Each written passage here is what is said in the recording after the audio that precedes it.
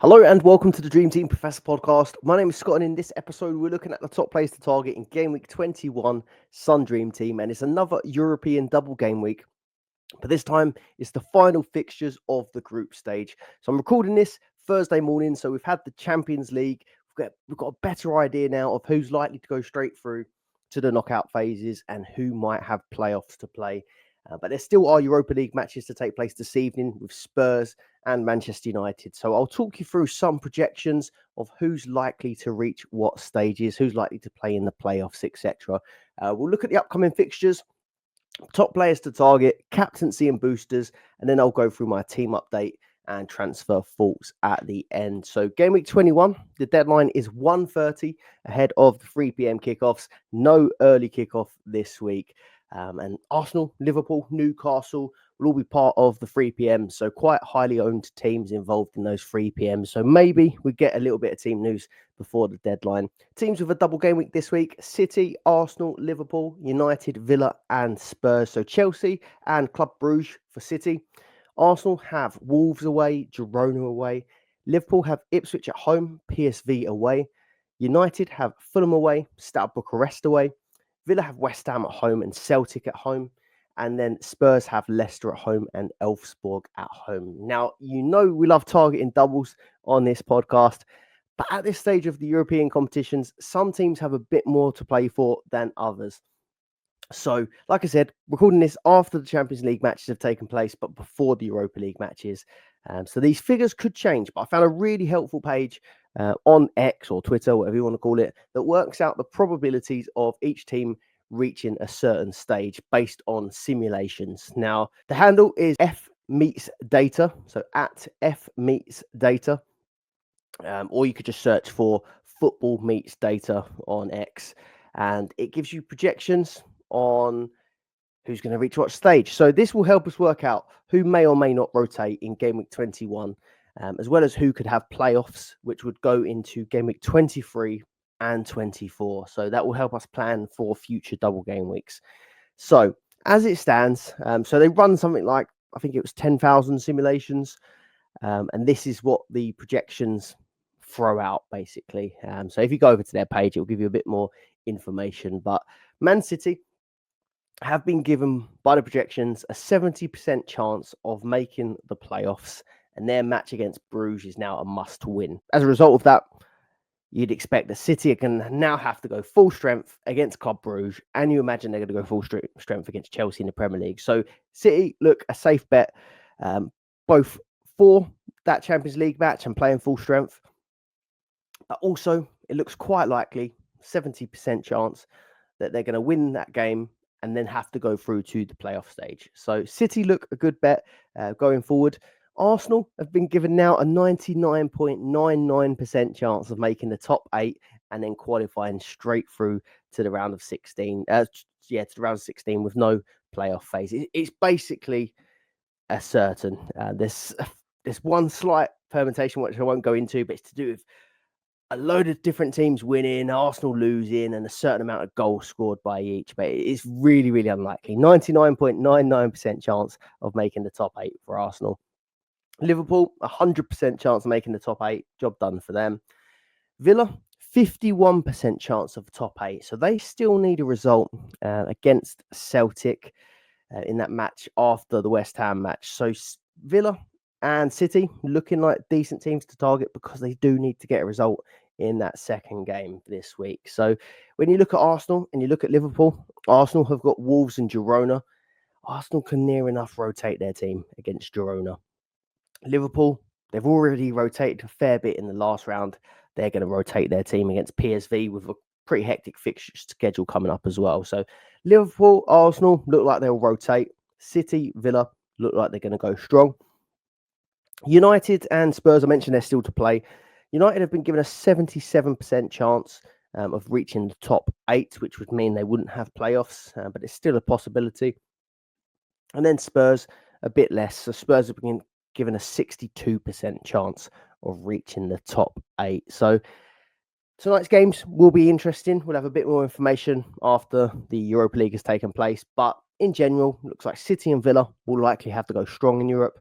Arsenal, Liverpool more than likely they're going to rotate quite heavily. You can, again, go over, I'll put a link. I'll see if I can link their Twitter in the description below. But I would have liked to use the graphic, but I couldn't DM them on X. So that would have been a shame. But I've retweeted it on my page as well, at Dream Team Prof. So if you do want to find it there, it'll be on my recent retweets. Right, single game weeks that could be interesting this week. So we've got Newcastle, Southampton away single. Now, this is a good one because, well, obviously Southampton have been conceding a ton of goals, but it's also followed by a double game week in game week 22 of Fulham at home and Arsenal away. There's not many teams doubling in game week 22, so Newcastle will be a nice one to target for that. You've got the choice of either holding your Newcastle players at the moment, the likes of Isak, Gordon, Hall, Dubravka, or you can just get them back in game week 22. But with that Southampton away single, and like we've just seen, teams like Arsenal and Liverpool not necessarily having a true double, I think it looks okay to probably keep hold of your Newcastle players. The only teams that double this week and then double again in game week 22, Arsenal, Liverpool, Tottenham. But again, is it a true double for Arsenal? Is it a true double for Liverpool? Tottenham looks like it will be based on tonight's results. So the last thing to mention on this fixture calendar, so obviously Game Week 21 is going to be European fixtures. I've just gone through who I think will rotate and who won't. Game Week 22 is going to be that Carabao Cup semi-final second leg. So you'll have Arsenal, Liverpool, Newcastle and the Spurs all playing twice. But Game Week 23 is the week, it's not showing on the calendar at the moment, but we have Liverpool doubling. It's the FA Cup that week, so they'll have their rearranged fixture against Everton, and likewise Everton will play in the FA Cup and then face Liverpool. But that will be where the first leg of the playoffs go, and then the second leg of the playoffs will be put in the week after that. So game week 23, game week 24, that's going to be where those playoffs are. If you found that useful, drop a like on the video, subscribe to the channel, and like I said, I'll put a link below to that projections graphic if I can link it to X, and if not, just go over to X at Dream Team Prof and I'll retweet it. It'll be at the top of my timeline. Let's have a look at some teams to target, and we'll start off with Liverpool because they've been really, really impressive recently. So another 2 wins this week. Darwin Núñez rescuing that game with 2 late goals against Brentford, and then beating Lille 2-1 to confirm their qualification, having won 7 out of 7 Champions League games. So really, really strong performances in both the Premier League and Europe.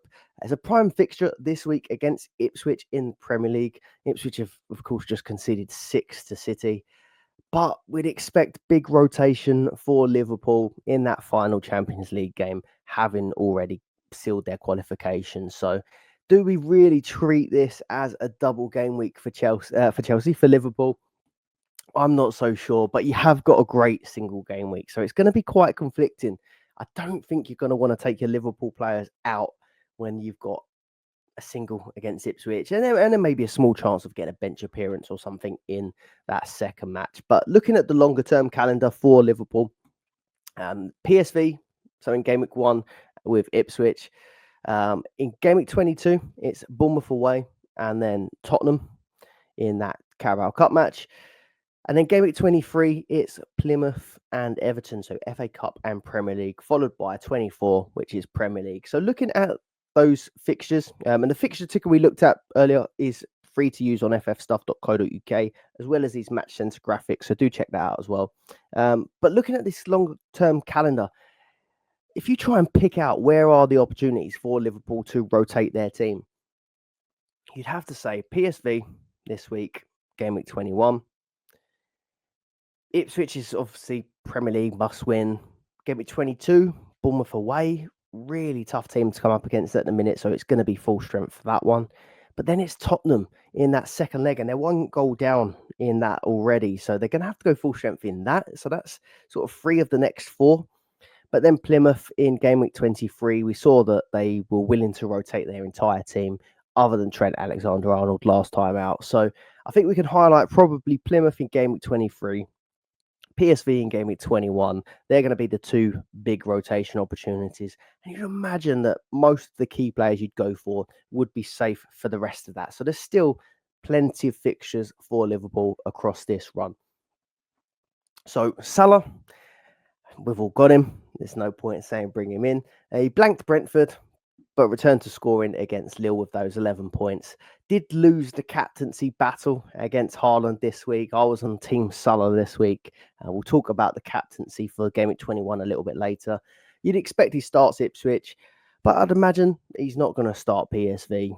So again, it's going to be question marks on the captaincy. You've got that one really good game, but then you're going to miss out on the second match. So we'll talk about captaincy at the end. Jota is out for weeks, says Slot. So that gives Darwin Núñez, Diaz, Gakpo the opportunity to fight for two spaces in these big games. Gakpo was fully rested for Lille, so you'd imagine he starts Ipswich. And then Diaz went off in the 75th minute. So I imagine that's going to be the front three, probably Gakpo, Diaz, Salah. Núñez was rewarded with that Champions League start after winning the game against Brentford. I think he's more likely to start this PSV match and then probably the Plymouth match in Game Week 23.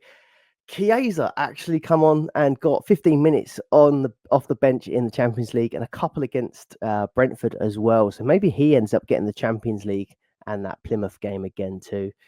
So who would be the best attacker to pair up with Salah if you've got him?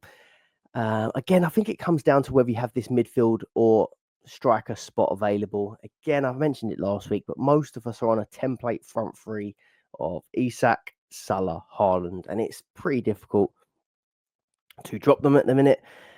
Isak's got a really nice single against Southampton, which you kind of don't want to drop him for. But we have seen that sometimes dropping these players for a single can pay off and back a double, like Cole Palmer this week, if you removed him and brought in like a Foden, for example. But we know the risks every time you do that. Isak, I mean, that could easily be a hat-trick potential game. So I feel like it's a lot harder to bring in a striker than it is a midfielder at the moment. Both Diaz and Gakpo have 12 goals, 4 assists for the season. Diaz 174 points versus Gakpo's 185 points. So Gakpo ahead on the total points, but they're both averaging 6 points per game, bang on. So nothing to split them there. Diaz has had 26 shots on target, Gakpo 28. Nothing to split them there either. But Gakpo's slightly ahead on the bonus. He's got an extra 5 bonus points over Diaz. So nothing really to split him in terms of points, attacking returns. It is just that positioning. I like Gakpo more at the moment. If I just position was out the window, price was out the window, who do I think will score more points against Ipswich or over this period? I've got a feeling it's going to be Gakpo, but I'd lean towards picking Diaz, as I just don't see myself really selling Isak, Salah or Haaland right now. Looking at defence, so Trent 5.8. He was benched in the not the PSV game, in the Lille game. But I still think he's a hold. So 14 points, 3 bonus, an assist against Brentford in that last game. You've got Virgil van Dijk, who's a great option. But again, I expect that him and Trent are both going to be benched for PSV and possibly for Plymouth. Kwanzaa came in for Konate. And Konate seems like he's probably going to need his minutes managed still. So there was a few comments that he's been playing with painkillers.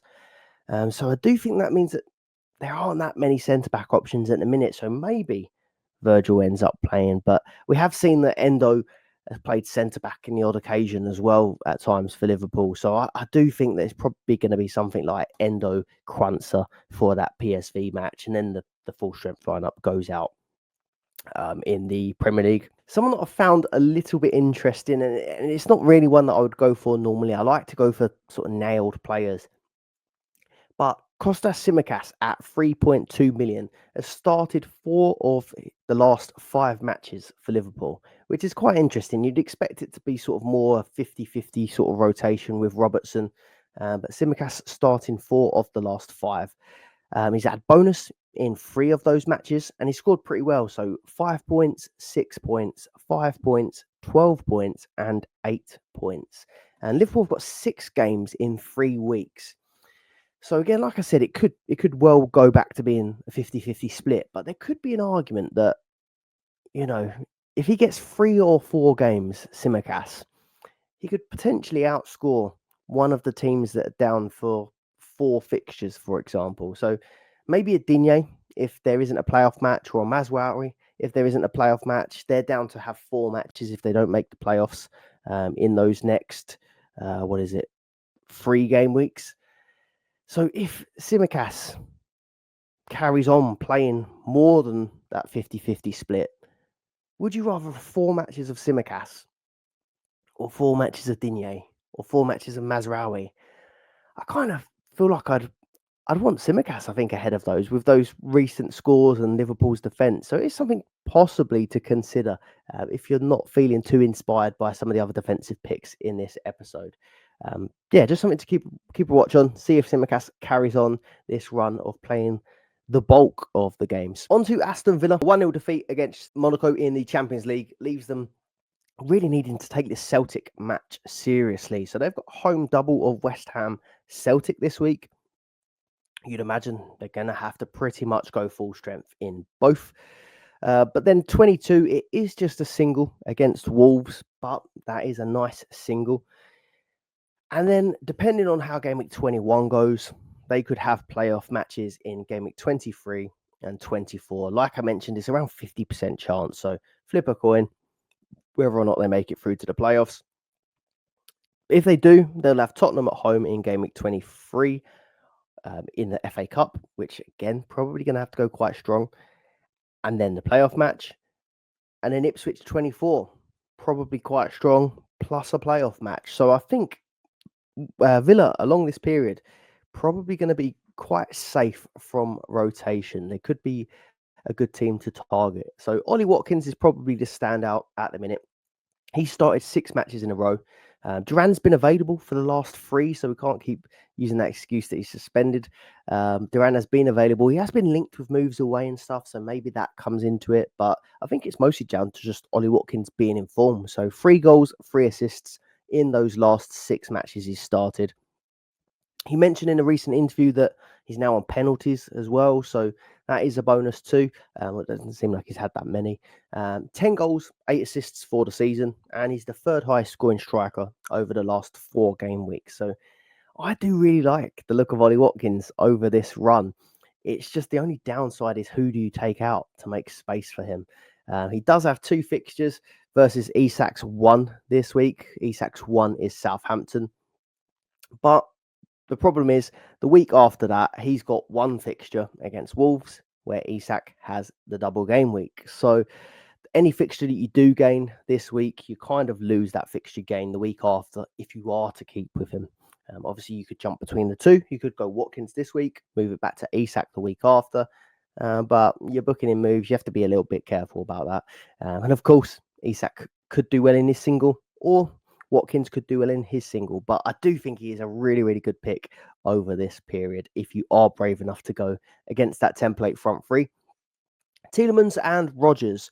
Now, Rodgers is the sort of ownership pick at the minute. I think he's the more attacking pick, but I wanted to compare the 2 because it's closer than you probably imagine.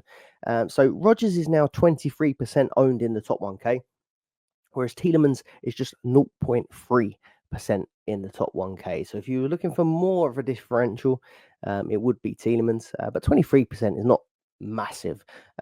Both have the same average points, 5.3.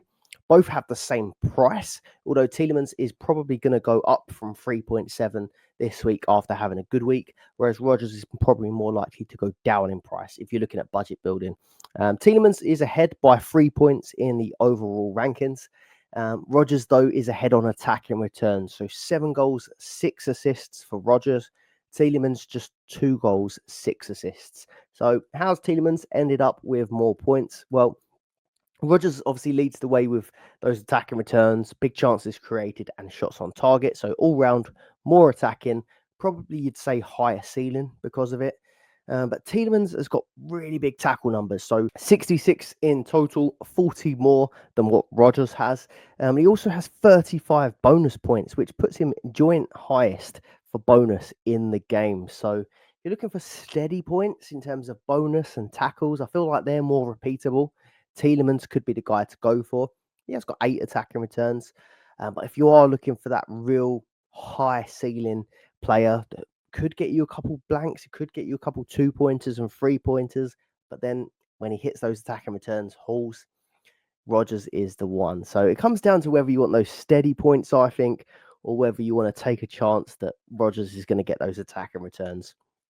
Only thing that I would say on this is that Villa were playing Onana and Camara against, in most games recently.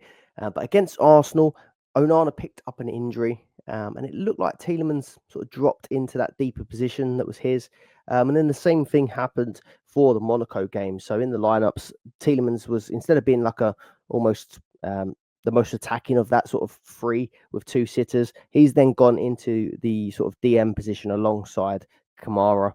And then I think it was Buendia might have gone into the number 10. No, but Buendia out wide, and then Rodgers into the number 10. So basically, Tielemans has dropped back a position, so it might hurt his attacking returns a little bit, but maybe he makes up for that in extra tackles. Just something to consider. But Rodgers, you know that he is going to be playing in those high attacking positions. Cash versus Digne. So quite nice options at the back. Villa, though, never that certain that you're going to get two matches out of them. Matty Cash 3.2 and Digne 3.3 million. I was actually leaning towards Matty Cash, so he started 5 matches in a row, playing 90 minutes in 4 of those. And Digne and Maatsen have been rotating quite frequently with each other, so that can be quite frustrating at times if you own them. Digne has 3 starts from 5 versus Cash starting 5 matches in a row. So it looks like Cash is a bit more nailed than, say, Digne. But only 3 points separate them across those 4 game weeks. Villa have just signed a new right back as well called Andreas Garcia from Levante. So maybe he's going to start taking a few minutes from Cash because he can't start just every single game across this period. So I think at the moment, even though Cash seems a little bit more nailed, I think I'd still lean Digne. I think over the longer term, last season, this season, it just feels like he's been a bit more of an attacking threat, taking set pieces, nice deliveries. They both did get an assist this week, but I just feel like Digne probably the more attacking and reliable for Dream Team points. Martinez, still a good option in goal if you're moving either down from a higher keeper, maybe like a Raya, or you're moving up from a lower budget keeper and you want to try and target these European matches. So I think Martinez probably the best of both worlds there. So Manchester City, the Ipswich game reminded us of the City of last season, I think, putting those 6 goals in. But the PSG match yesterday reminded me of how City have been this season. So looked like a decent enough start for Manchester City. But again, the defence letting them down, conceding goals. And now, after that loss, 4-2 loss, Bruges becomes a must-win game for City. They are eliminated if they don't win, but they are still projected a 70% chance of qualifying to the playoff stage, which would see them play extra fixtures in Game Week 23 and Game Week 24. So this week, I think we're pretty safe for getting strong lineups. So obviously they've got a lot of players to choose from, so there could be rotation because of it. But Chelsea at home, Club Brugge at home, you'd expect it's going to be near to full strength. Game week 22 though, a single away at Arsenal, not the best fixture there. Game week 23 currently down as just a single game week in the FA Cup against Leyton Orient. Now, if there is a European fixture in there, it looks a bit better, but again, is it a true double? Probably not. They're going to rotate quite heavily.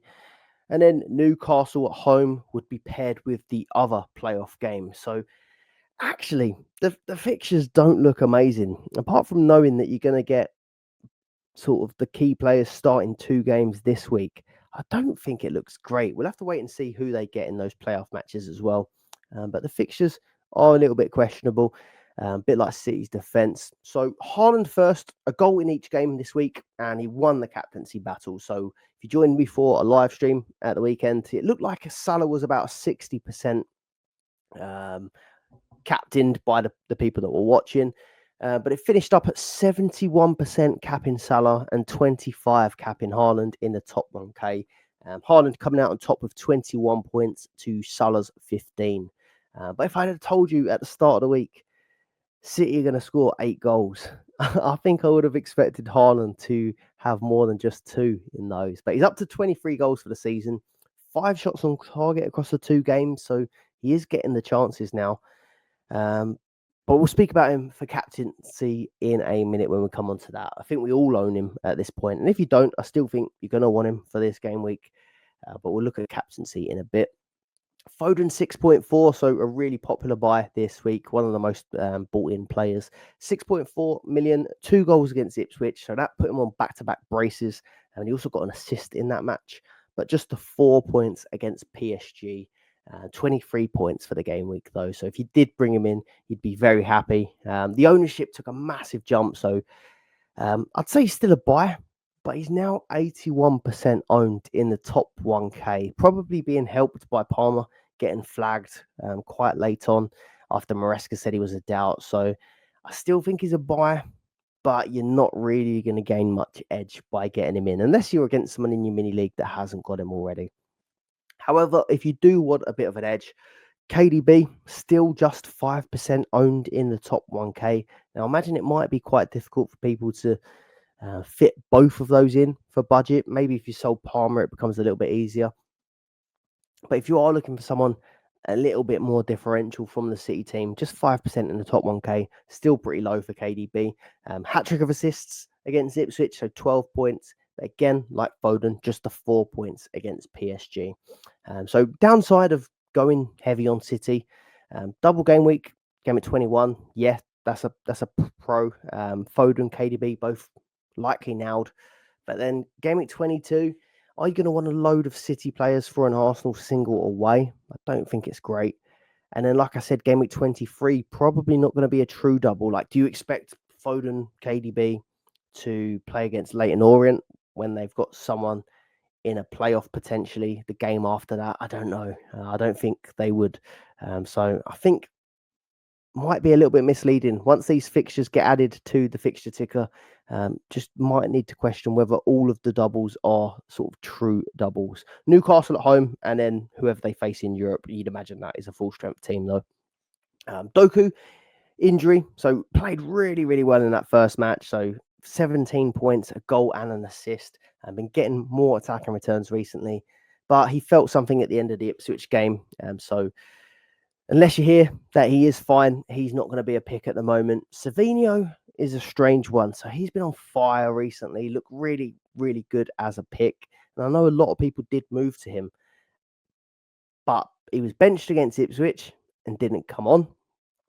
And then he started PSG and was hooked at half time, which looked tactical, but obviously didn't quite work out. Grealish came on for him and scored, so it worked out in that regard, but obviously City going on to lose the game. So question marks about Savinho and sort of the uncertainty of playing a double or minutes-wise as well, but I wasn't seeing that one coming, to be honest. Vardiol 4.2 would be the only defender that I'd look at the minute for City. Rico Lewis doesn't seem to be getting secure minutes anymore. If you had Vardiol already, I'd just start him because I think he's going to start too in this double game week. But Bruges, who they will have in that next match, played out a 0-0 against Juve and had a look. They've only scored 6 goals in the Champions League as well. So not a very high scoring team. Maybe you can get a clean sheet against Bruges. But Chelsea, I can't imagine Chelsea not scoring against City the way they've been playing recently. So I think Vardiol, I probably wouldn't buy him, but I do think I'd hold on to him. On to my team, Arsenal. I've actually written 2-2 defeat to Villa. And that's how it felt, actually. But then a 3-0 win against Zagreb. As Arsenal obviously 2-0 ahead in that Villa match, but throwing it away. But looking much more certain against Zagreb. Clean sheet in that one after no clean sheets in 6 matches, which has been a painful experience for me having 3 Arsenal defenders in my team. But it wasn't as straightforward as that, which I'll come on to. The top 8 looking almost certain now. So I think down as being 99.9% chance of getting through to the round of 16 without playing the playoffs. So looking like Arsenal probably going to rotate heavily in that second match against Girona. Team news, Saliba likely misses game week 21 through injury, but they're hoping to have him back for City. Miles Lewis-Skelly picked up an injury as well in training, so that means it's more likely that Zinchenko, Tierney or Calafiori probably come in at left back, but I don't quite think they're picks at the moment. So I'd keep my Arsenal defence for game week 21, I think, with that single against Wolves, but you're probably not going to get the Girona match. I think it's going to be sort of wholesale changes for that.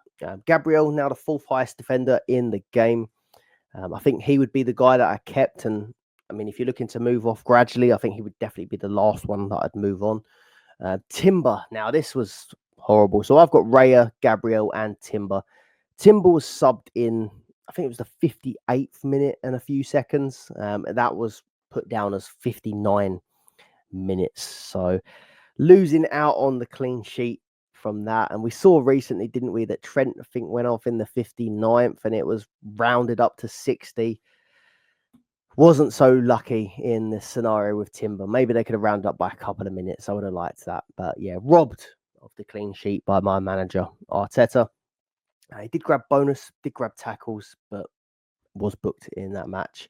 Raya, again, I'd probably just keep him for Wolves. Maybe there's a chance he plays Girona. Maybe we don't like rotating the keepers very much. I don't think we've even seen Neto play a single game yet for Arsenal. But I do think there is a chance that it could just be wholesale changes across the board because it's Man City at home, the match after that, and Newcastle away in that game where we need to overturn a defeat. So I would not be surprised if it's complete rotation against Girona. So Arsenal attack, are they turning a corner? So it's 5 goals scored this week. Honestly, looking a lot better in attack, but can we trust the players? So Havertz this week, back-to-back goals and an assist as well. Martinelli, a goal and an assist. Trossard, a hat-trick of assists, 2 in the Villa game and 1 off the bench last night. And then Ødegaard even getting on the score sheet with a 14-pointer yesterday. I don't know if it's me just being the sort of more of a pessimistic Arsenal fan at the minute, but I am still not that interested in going for it. I couldn't tell you who starts 2 in game week 21. I'd like to say I don't think any of them do with that rotation for Girona, but the only thing I think is I do know that Havertz doesn't really have a replacement at the minute. So it's probably, if Havertz is going to get a rest at some point, it's probably going to be Trossard as the centre forward. Trossard was rested last game, so I assume he starts Wolves. And I'd assume that Martinelli and Havertz both start Wolves in their form. So you're looking at maybe Sterling, Nwaneri starting the Girona match. But I don't know who will start as the striker. Maybe it's 45 minutes for Havertz and 45 minutes for Trossard. But either way, if I had the Arsenal attackers, I don't think it's a problem to hold on to them. But I wouldn't necessarily be bringing them in just for a potential single against Wolves.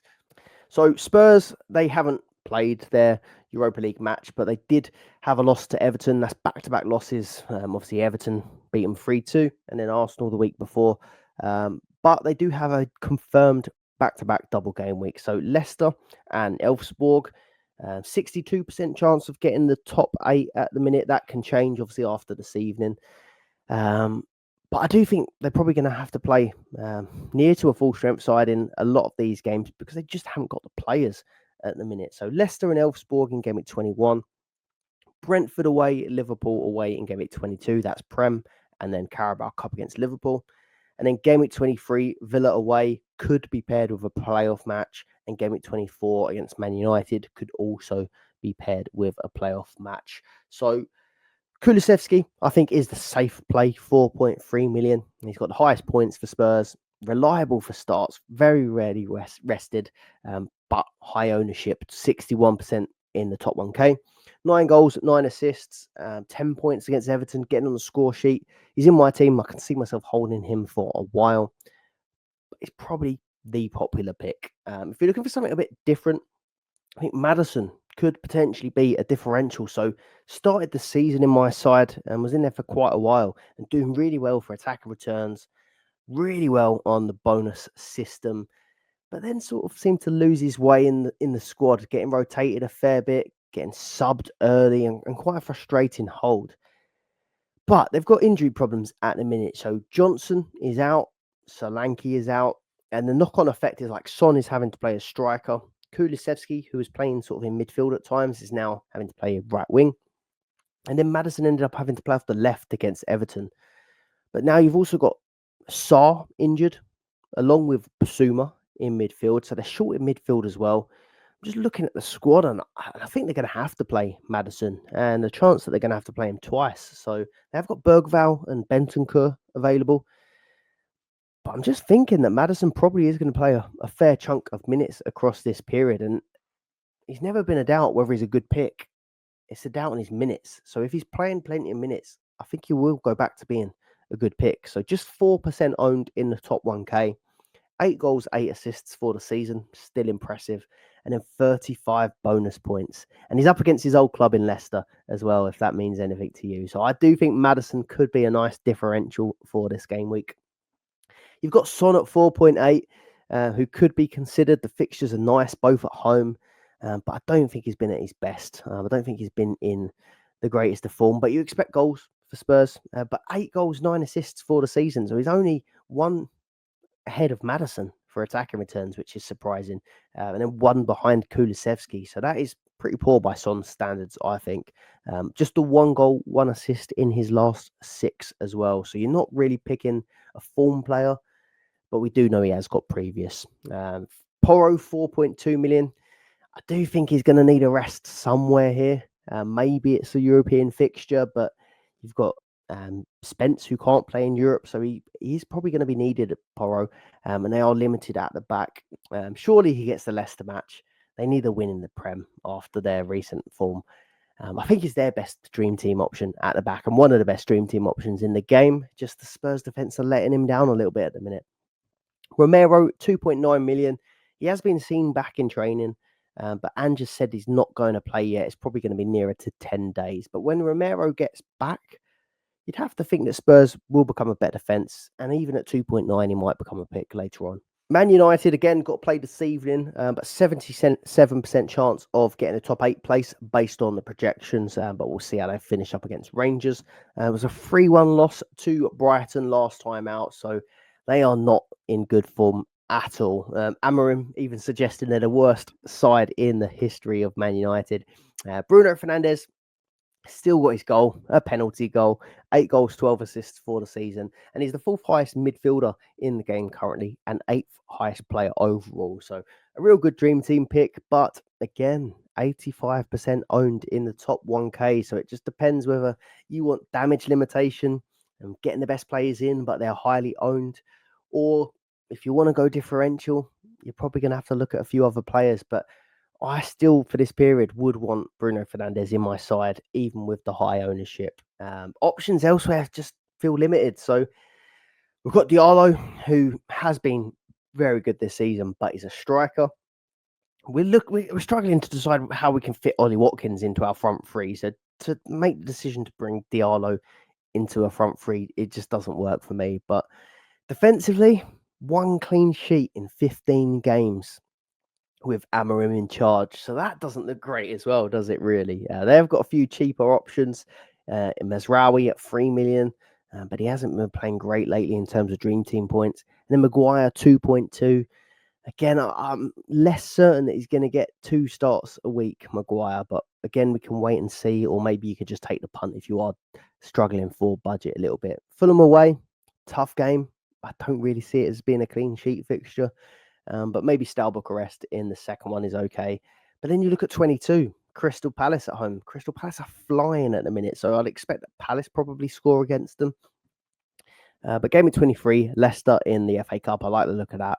Game at 24, Tottenham away in the Premier League. And then that could be paired with playoff potentially, but it doesn't look that likely. And then we'll quickly talk through Newcastle. So surprise result ended in their 9-game winning streak ending, and then Isak's incredible goal scoring streak coming to an end as well. 6.3 million Isak. I still think he is a hold. So Southampton away, probably the best fixture you could get at the moment. And in game week 22, they double. They're both at home as well. Fulham at home in the Premier League, and then Arsenal. They always get up for that fixture, and they've got a lead going into it as well. So I think Isak is probably a decent hold for 21 and 22. You could take the punt and go against him for 21, but yeah, it could backfire. Game week 23 and 24, though, I think are less appealing. Birmingham away in the FA Cup, and then City away in the Premier League. So it's mostly down to what we do with Isak. 17 goals, 7 assists for the season. Like I said, I think I'd probably hold him unless you've got the real urge to go against him with someone like an Ollie Watkins potentially. But the options again, if you're trying to win fixtures over him, only Arsenal, Liverpool, Spurs have back-to-back doubles for a fixture gain over the next two. But Arsenal and Liverpool will rotate in the Champions League, so you're actually losing your gain. It's probably just going to be coming out equal. And then if all fixtures are equal, Isak's probably the best striker in the game at the minute, maybe other than Salah. So I would probably stick. Dubravka, Hall, and Gordon, I'd likely just hold them for these fixtures. I know Dubravka at some point could be a problem, but we've been saying that now for weeks and weeks and weeks. So just wait for the recent latest updates from Eddie Howe, even though he is a liar. And Hall and Gordon, I'd probably just hold them. Hall had a bit of a dodgy game in that one, but he still came with an assist. And then Gordon, he's been a great player this season, so I would keep hold of him. The only reason I would look to sell Gordon is if it meant getting a Foden, a KDB, or Bruno Fernandes, because I think they're top quality players. I think they're higher ceiling players than Gordon, and I think they're going to play twice. So they'd be the players that I'd probably sell Gordon for. Maybe, just maybe, a Kulusevski, a Maddison, or a Rodgers Tielemans, but I think those options are a bit less compelling. A quick look at captaincy. So I've narrowed it down to these guys. So Haaland, 2 home fixtures, a must-win game in Europe, and you'd imagine that he's pretty much nailed for both of these games. So I think Haaland is probably going to be the standout pick this week, but we saw this week that, it doesn't always go that way on the ownership. Salah, Ipswich is a home fixture and a prime one.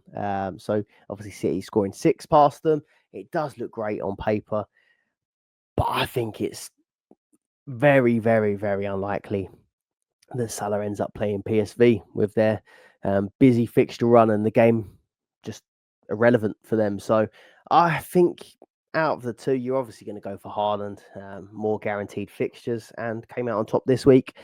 Bruno Fernandes, obviously we'll wait and see what the midweek result is, but it looks like he's probably going to be likely to play 2 games in Fulham and Stout Bucharest. Consistent point scorer, penalties, but would you fancy him over Haaland? I probably wouldn't. And then Watkins, if you did bring him in, I do think he could be a captaincy shout. So 2 home fixtures, West Ham, Celtic, and it's still all to play for in Europe. He's in good form on penalties as well. Again, though, you've got to compare it to Haaland, and Haaland isn't going to get subbed off for anyone. There is a small chance potentially that Duran starts one of these games. Probably more likely the Prem now, if you look at it. And he obviously could get subbed off and start both. But I like Watkins. If I had to pick a sort of differential and maybe go against Haaland, I do like Watkins for the captaincy. But he has burnt us at times previous. Spurs, I think the fixtures look okay. So Leicester and Elfsborg, both at home. But their form's not been the best. And then it's harder to choose who to pick. Would you captain Son at the minute? Would you captain a Kulusevski or Maddison? I don't feel so confident in them as captain picks. And then you got Isak, Southampton single. I don't like captaining a single game week player. But if you've got the bulk of those players or majority of those players, maybe max captain if the uncertainty's there and you want to sort of hedge your bets a little bit. But I think there will be better opportunities later on, which leads us to boosters. So if I had any boosters left, I've bought the whole calendar up until game week 25 on ffstuff.co.uk to show you that there will be opportunities elsewhere. So don't panic if you've missed what were sort of the popular ones recently. So looking at the calendar, obviously European double this week. Carabao Cup double next week. I don't think that really appeals to me. Game week 23, we've got FA Cup. So that will be matched up with playoff games. So whoever has a European playoff, those first legs will be put into there. So maybe a max captain opportunity. If you're not sure who's going to start in the FA Cup, for example. Game week 24, though, will be Prem paired with playoffs. So that's going to be a nice double and one you think people would go full strength for. But then game week 25 is going to be an all-prem double. So again, that one stands out that it could be a decent one to go for. Maybe a goal bonus potential game week. If I had 12 man, I do like the look of Watkins this week. Means you can keep that template front free as well. But even looking further forward, so Ben from Dream Team Tonic has a fixture ticker on our Patreon that shows all the possible double game weeks later on in the season. And I'm having a look through it, and there's going to be weeks where there are Premier League doubles. There'll be weeks where there's Europe plus Prem.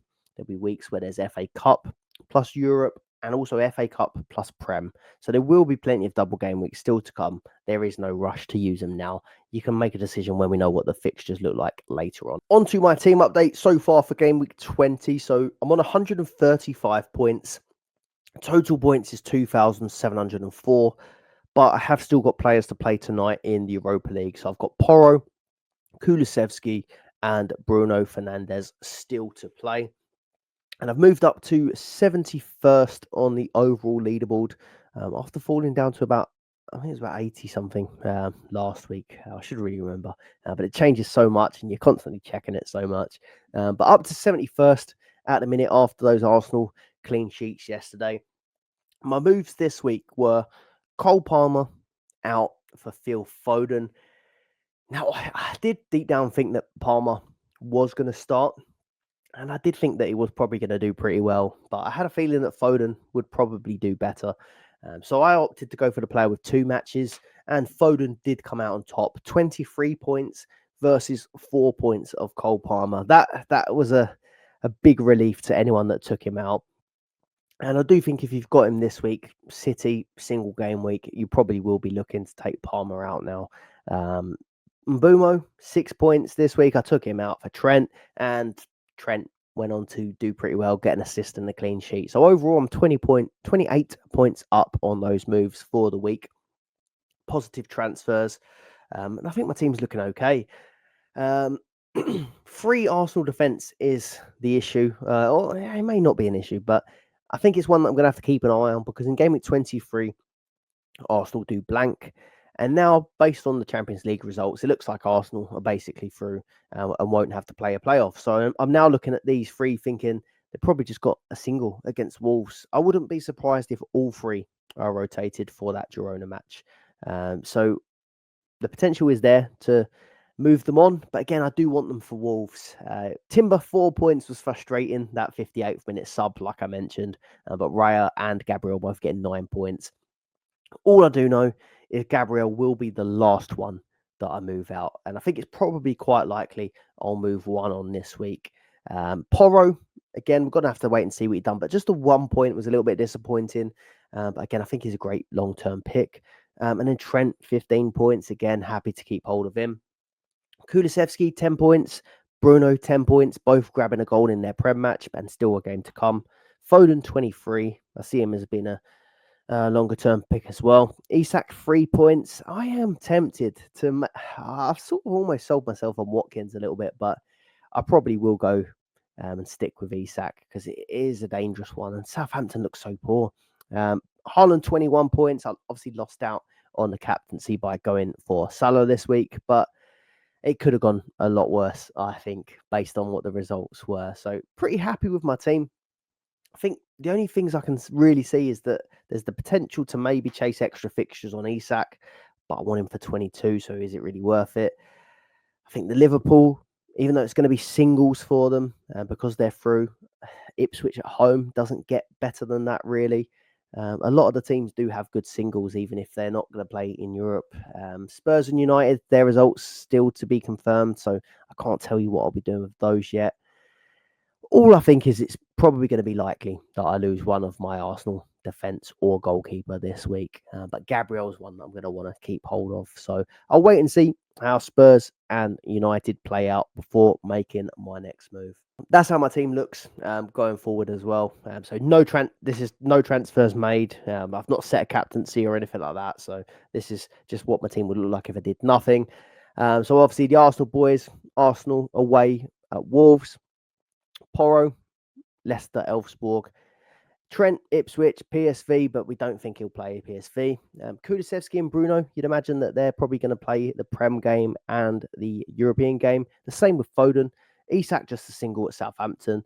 Haaland, you'd imagine, plays twice in the double. And then Salah, again, it's probably just Ipswich at home, PSV away. Hope you've enjoyed this episode. If you have, leave a like, subscribe to the channel if you're not already, and head over to the Dream Team Tonic podcast for our latest episode. There'll be a link in the description below. Thanks for watching. Any comments, leave them below. Cheers. Bye-bye.